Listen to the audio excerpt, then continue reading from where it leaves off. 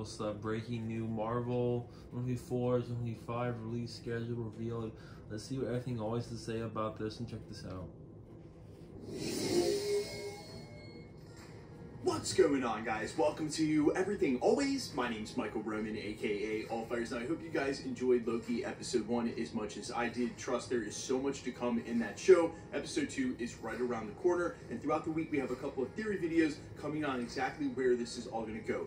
In the meantime, and today, we have a ton of light shed on what's coming from Marvel Studios, especially over the next 16 to 24 months. Their schedule has been in a total state of flux, not only because of how many projects there are in the shuffling, but because of the actors and the writers strike as well. Now we know from the US Copyright Office, where the dates were filed and official, exactly when some projects like Ironheart, Agatha Coven of Chaos, Spider-Man Freshman Year, and even Daredevil are now listed to be released. In some cases, we have new cast lists alongside the dates, and others we have synopsis. We're going to break down all the new details revealed today for the upcoming 2024-2025 release slate for Marvel Studios and Disney+. But first, if you could grab the subscribe button. We do daily Marvel content at the channel, and that's all we do. Everything from official Easter egg breakdowns, trailers, and reviews, to the occasional industry insider report and everything in between. So if that sort of thing's for you, hit the subscribe button, leave a comment down below. That will automatically enter you to win our ongoing PS5 giveaway. The next one is right around the corner for Loki's finale, and there's a daily comic book giveaway at the channel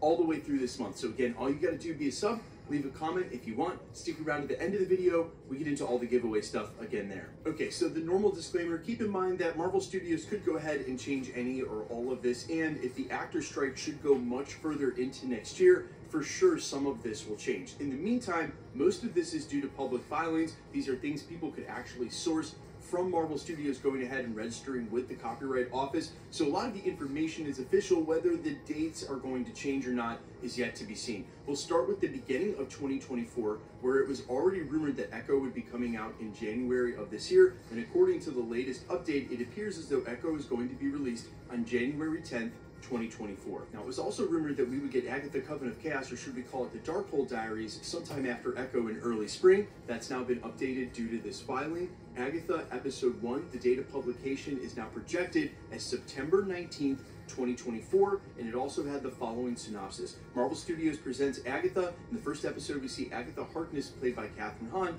finally break out of a spell that she has been trapped in. She can't wait to go back to her old murderous ways, only to find out that she's powerless. The only way forward for her is to embark on a perilous quest to go get her powers back with the help of an unlikely friend or two. So again, that's going to come out on the 19th of September. And if you've missed the videos, we've covered rumors of a Witches Road holiday special that would be a prequel of sorts, but put out after Agatha Darkhold Diaries. That was rumored for October of next year. Now that this is coming out on September 19th, and if you add the weeks up, it looks like there might be some truth to that rumor. However, none of that was included in today's filing, so go ahead and put an asterisk by the Witches Road special. We'll still have to wait and see if Marvel will ever announce that. Now, the next project up, according to these filings, is actually a project I never thought would see the light of day in Spider-Man Freshman Year. According to this, it's set to release in November 2nd of 2024. The following synopsis goes on to read: Marvel Studios presents Spider-Man Freshman Year, in which Peter Parker's life, while getting ready for his high school orientation, is forever changed by the events, sending him on a journey like none before. In the first episode, we discover that the new era of Spider-Man begins here. The main cast also includes Hudson Thames. He'll be returning from voicing Peter Parker in What If to voice the Peter Parker on the show, and as we already know, officially confirmed by Marvel, there'll be other cameos, including Charlie Cox voicing the Daredevil character whenever he shows up on the show. Again, that's going to be released on November 2nd, 2024. So we have Echo in January, then Agatha in September, hopefully the Witches Road special right there in October, and then Spider-Man Freshman Year dropping in November. That obviously leaves the entire middle of the year open, and even though it wasn't included on these filings, and before we move on to Ironheart and Daredevil and their projected scheduling, I still assume that X-Men 97, which is heavily rumored to release next year, will also be on this schedule, but they're probably waiting to see what they're going to do theatrically with the actor strike fallout before they go moving that show. They'll basically use the X-Men animated series to fill in a huge gap for where a movie should have been next year. Unfortunately, we already know it's looking more and more likely by the day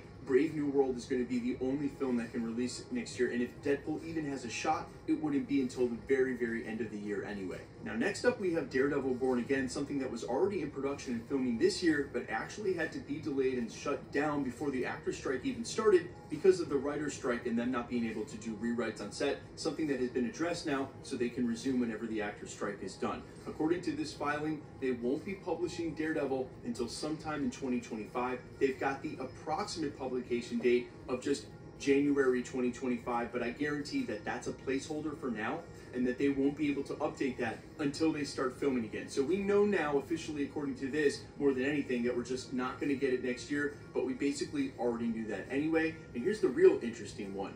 Ironheart is now set to be released, according to this publication, 2025, September 3rd. That is now a full 3 years after we thought we might get that show last year, around when the character of Riri Williams actually showed up during Wakanda Forever. This will be September 2025, still 2 years from where we are now, for a show that's mostly already shot. In fact, they showed first look footage last year at D23. You have to imagine how hard it would be for a script to hold up and be relevant in an ever-changing MCU that deep into the multiverse saga. But the reason for this much shifted and delayed release date probably doesn't have to do with the quality of the project, as it was rumored for Echo, but more likely the case people said they were trying to push this further and further back to more line up with Armor Wars. And what I think is they might make some slight adjustments to the Ironheart TV show to better lead into Armor Wars, considering Tony Stark's legacy is tied in with both storylines. So obviously there is one huge omission from this entire release slate, and that is What If Season 2. But remember, guys, that's heavily rumored to drop this year,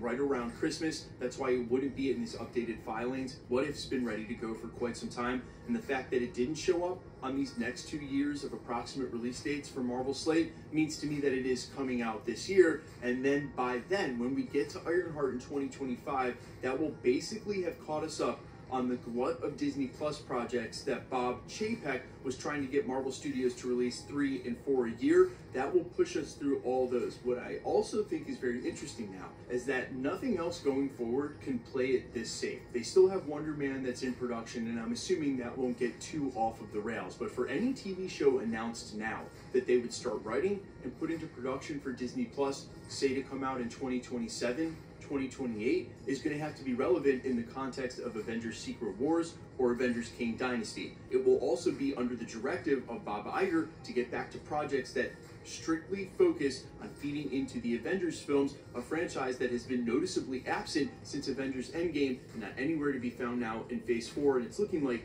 Phase 5. So I'm very, very interested to see A, how many new Disney Plus Marvel shows we get, and B, which characters and who they're centered around and how they work. I have been saying for quite some time that had I been in charge of Disney Plus for Marvel Studios, I would have prioritized names that lead into the X-Men. And I know there might have been some contractual issues, but I just know that I'm not as hyped for a Spider-Man freshman year, as much as I love Spider-Man and will take another animated series, as I would be to hear that they're doing a Storm or a Beast or a Cyclops TV show that leads into the X-Men team. And again, because he wants to focus on the Avengers and leading up to that, I think that any new Disney Plus titles we may hear about from Marvel Studios for the rest of the multiverse saga are going to be a lot more compelling and interesting than maybe some of these secondary and tertiary characters like Agatha Harkness or Echo. But you guys let me know all your thoughts down below, how hyped you are for any and all this, and how much you enjoyed episode 1 of Loki. I know a lot of you have probably already rewatched it today. I'm headed in for my next rewatch as well. I'm all ears in the comments. Quickly, let's get into the giveaway stuff